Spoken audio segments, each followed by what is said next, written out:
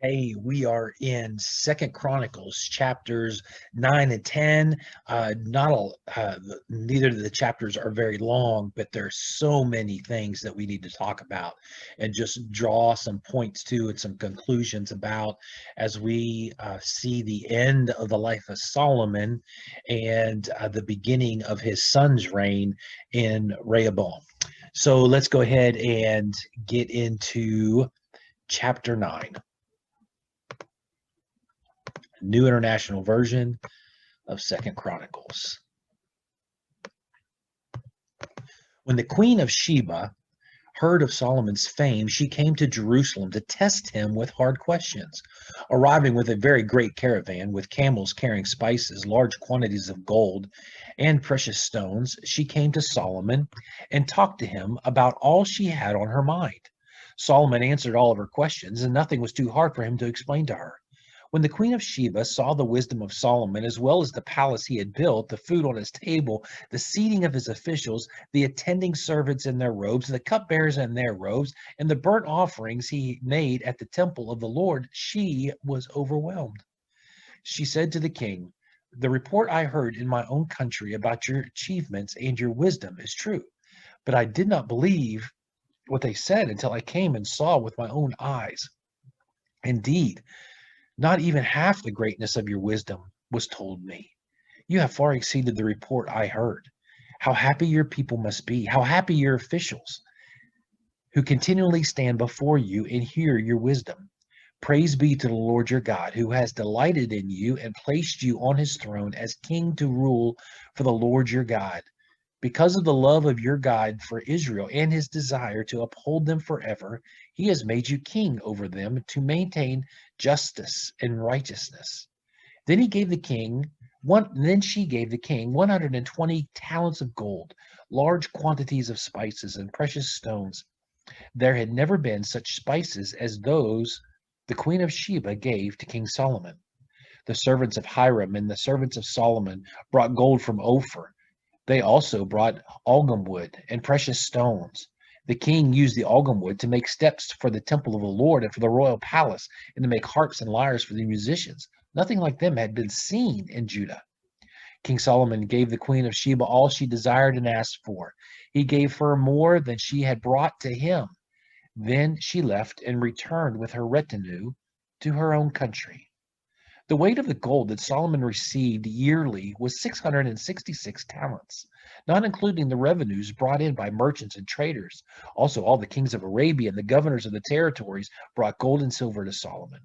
King Solomon made 200 large shields of hammered gold. 600 shekels of hammered gold went into each shield.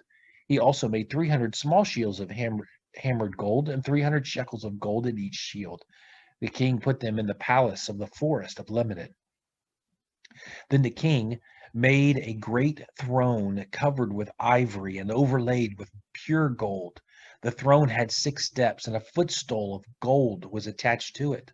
On both sides of the seat were armrests with a lion standing beside each of them. 12 lions stood on the 6 steps, one at either end of each step. Nothing like it had ever been seen for any other kingdom, made for any other kingdom. All King Solomon's goblets were gold.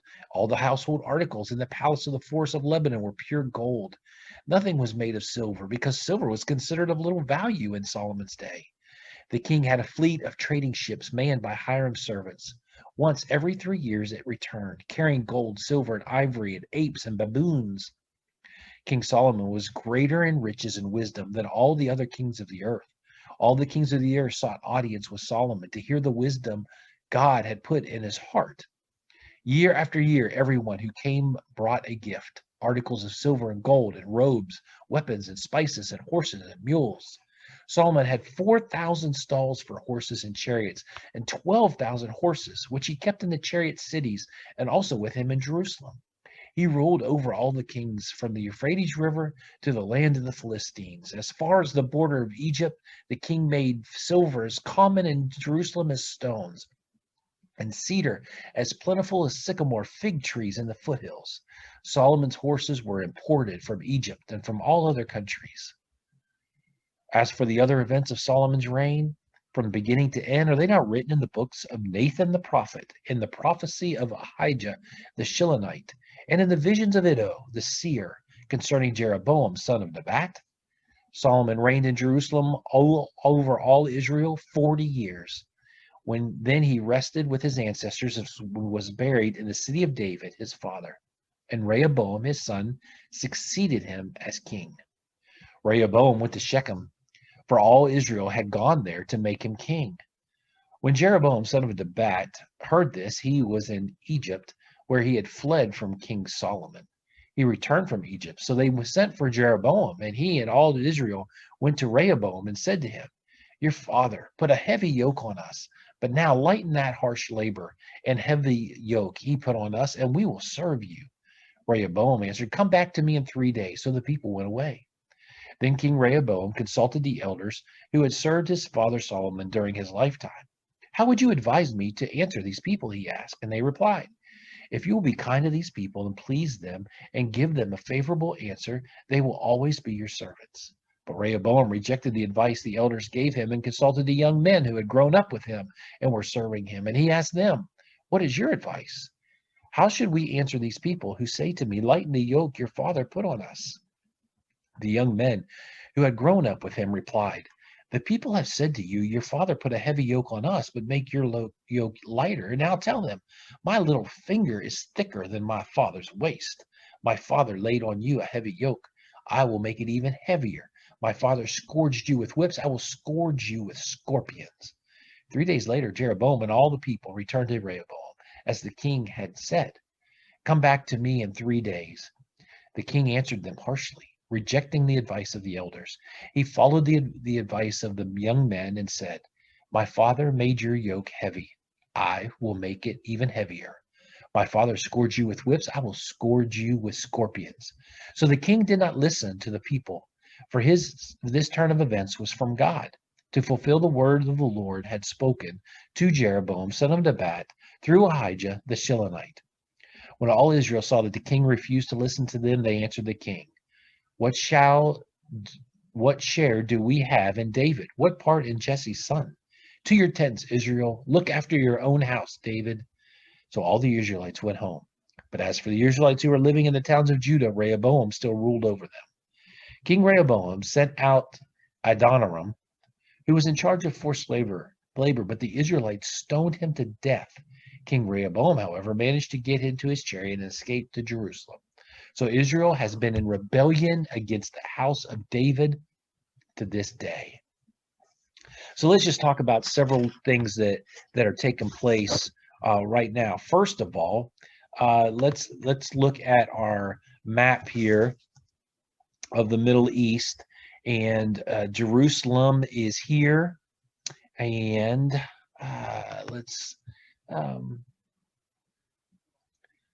do a little bit. Okay, so here is Jerusalem, the Queen of Sheba down here. So this trip, this just amazing how the knowledge of Solomon has spread. This is 1,500 miles of this trip that took. It's a long way. It's just a big endeavor that the Queen of Sheba wanted to find out. And it wasn't just to find out how smart Solomon was. This was a business deal. This was to see, is Solomon going to be a good trading partner? Are they going to be a good ally? And just as she had questions for Solomon, it's good for us to bring our hard questions to Jesus, to ask him what's going on. Tradition. This isn't biblical, but it's tradition that the queen also wanted a son from Solomon. And they had a son, and the name was Menelik. And he became the ancestor to all of Ethiopia. The Queen of Sheba, the land of Sheba, is now modern day Yemen. And Yemen is a really tough place. This is what it looks like in 2020. It is still a land of chaos, a land that is so unsafe. War breaks out all the time. It is just a horrible situation there. Very dangerous to live in Yemen right now. Just thinking about Solomon and his wealth and his power. I mentioned 666 talents of gold. You add that up, this is per year. We're talking over $1 billion in that day, in our day, $1 billion. Each shield was worth $120,000. A small shield, $30,000. All the shields combined, 53 million. And that's going with the gold standard of about $1,200. 1 ounce of gold equals $1,200. That's what it cost in 2016. So you can do the math there of today, what that would be. But he's bringing in $1 billion a year to this country. So Solomon dies, and the language that is used is the same language that is used for other kings. We don't know if really Solomon was a good king or a bad king, because it just says that he went with his father. So we really don't know about how that went out. Solomon has, as you know, 1,000 wives, 1,000 concubines. Yet Rehoboam, his son, is his only son that is mentioned in Scripture. We're pretty sure that he had plenty of kids, but Rehoboam is the only one that's mentioned. That's kind of odd. So Rehoboam goes to Shechem. Shechem is known for several things. Abraham worshiped God there. Jacob built an altar there. Joseph is buried there. But what's significant is that Rehoboam knows that he doesn't have the support of those northern tribes, and Shechem is in the center of all of that. So let me show you that quickly. Let's see. So here is Shechem, and Jerusalem here. Shechem is in the center of the northern tribes that are there, and so he goes there and just makes an absolute fool of himself, as we've talked about in previous books. So he doesn't take the advice, the wise counsel. He takes the advice of his friends. When we jump back, we're going to kind of tie two things in as we finish. Jesus mentions the Queen of Sheba in Matthew, and I want to show you this. In Matthew chapter 12, verse 42, it says, "The Queen of the South will rise up at the judgment with this generation and condemn it. For she came from the ends of the earth to hear the wisdom of Solomon. Behold, something greater than Solomon is here." People are seeking the truth. People will come to you seeking truth, and how your relationship with God is will either be welcoming for them, or it will turn them away. The Israelites, when Jesus was there, was saying somebody is greater than Solomon is here, and you are rejecting them. Let us not be guilty of doing that. And then on the final note, that Rehoboam seeks the counsel of elders and of older people, of wiser people, and of his friends. He did what we often do.